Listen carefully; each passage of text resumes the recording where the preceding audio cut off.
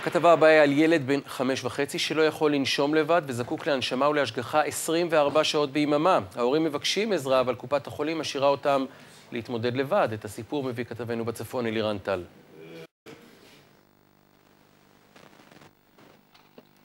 להוציא את אריאל דוד מחוץ לבית זאת משימה לוגיסטית כמעט בלתי אפשרית. פעולה פשוטה של להוציא את הילד מהבית יכולה להימשך?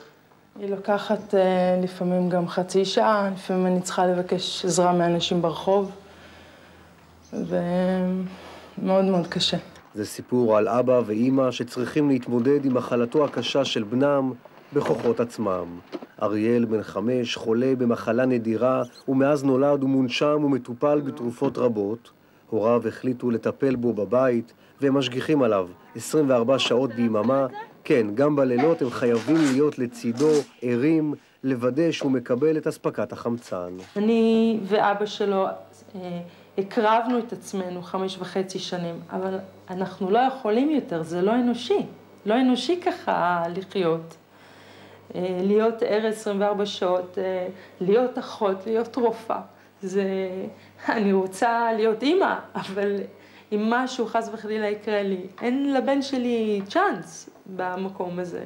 הוריו של אריאל דוד בהתמוטטות פיזית ונפשית. הם פנו לקופת חולים כללית וביקשו סיוע, אחות לשעות הלילה, אולם לדבריהם נענו בשלילה. התשובות הן חד משמעיות, אין לנו סל, הילד שלך נופל בין הכיסאות, אין לנו אפשרות כזאת.